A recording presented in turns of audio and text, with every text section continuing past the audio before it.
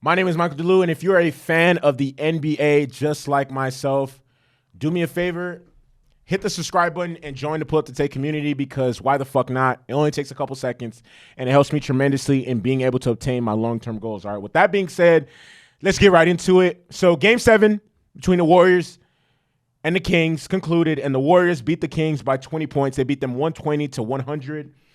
And honestly, the entire story of the game is Stephen Curry.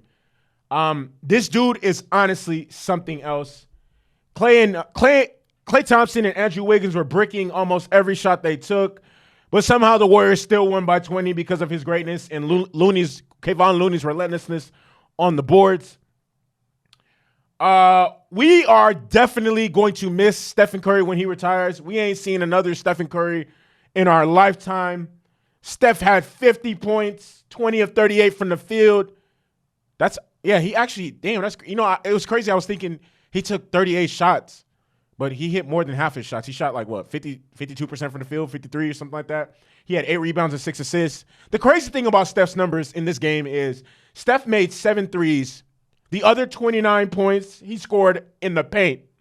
His finishing is elite, and that's why I never understood years and years ago, because I've been a big fan of Stephen Curry since his rookie season for one reason, and anybody who has been watching my channel for a long time knows what that reason is and why.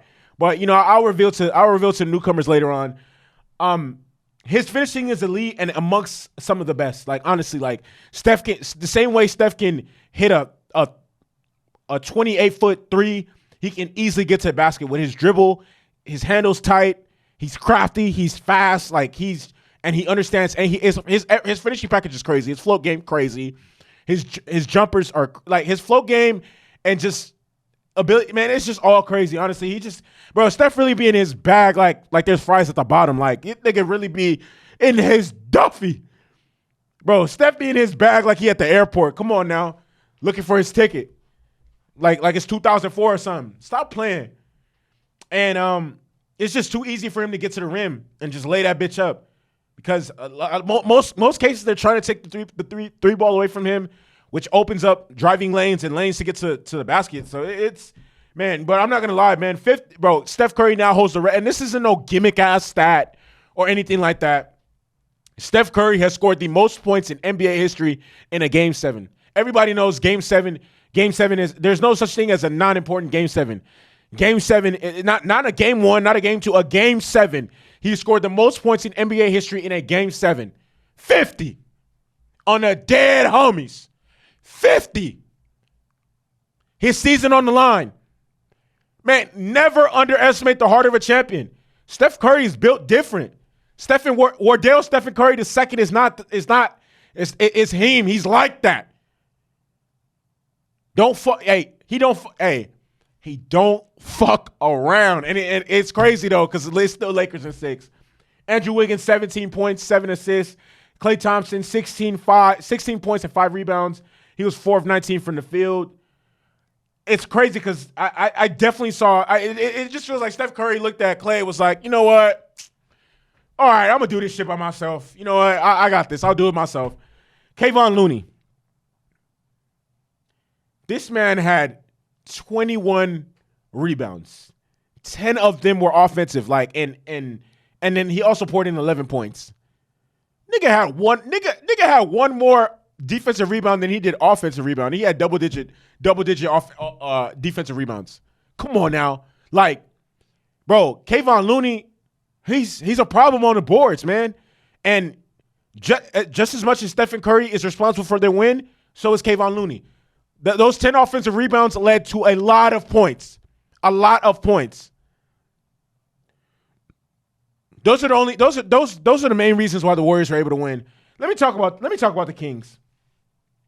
The Kings had a good season, right? Nobody expected. I don't think anyone expect. I don't know what the money line was, what the over/under was for wins for the Kings this season, but I know for a fact no one expected the Kings to win as many games as they did, be the 3rd seed, and then even in being the 3rd seed, host a Game 7 on their home court against the defending champs. Sabonis had 22 points, 8 rebounds. De'Aaron Fox had 16 points and 6 assists, but he did not shoot good at all. He was 5 of 19 from the field. Malik Monk had 14 points, 9 rebounds, 4 assists. Terran Davis had 14 points, 3 assists. The Kings fell apart in the third quarter. They fell apart in the third quarter. They couldn't hit shots. They couldn't get rebounds. They couldn't play defense. They could not do anything. In the third quarter, the Warriors came out everything the Kings. The Warriors took the game away from the Kings. The only thing that the Kings honestly have to be able to hang their hat on is the moral victory of what their season was. That's it. That's all. The Kings literally fell apart and lost this game. Like, the game was there for them to have. The game was there for them to have. And they literally fell apart and lost the game. Like, it was just, I don't know. I don't want to say it's disappointing because, like, damn, man, if they could have strung together one more good half of basketball, they probably win this game. But, I mean, it just wasn't in the stars for them, man. I mean, they fought hard. They had a great season. And I honestly feel for the Kings because they deserved to make it to the next round. I mean, and you thought they would because they came out and the performance that they put out in Game 6 at the Chase Center. But I guess Stephen Curry was not going to be denied. Stephen Curry was out there like hooping, just hitting shots, just and then giving the Kings fans hell, and just making them sit there and think like, woof, this is not good. Kings fought their ass off, but it just wasn't meant to be. I mean, and there's no guarantee they'll be here next year, whatever the case may be, or you never know what happens. And then, you kind of wonder what happens if De'Aaron Fox doesn't injure his finger. That changes that. I feel like that definitely changed because De'Aaron Fox, out of the next 3 games he played, 2 of them he shot horrible from the field. But I mean, at the end of the day, the Kings don't really have to. I mean, it's not like the Kings. Anyone thought they were actually going to win a championship. It just is what it is. I mean, this wasn't their year, but they had a good year. You know what I mean? They had a good year. I mean, the Kings lost their first round matchup, but like the Kings and the Bucks had the exact same thing happen to them. Lost in the first round. The Bucks season was disappointing. The Kings season was an amazing season. You can't tell me anybody that lives in San Francisco, Sacramento doesn't see this season as a success. Like, come on now, let's be 100.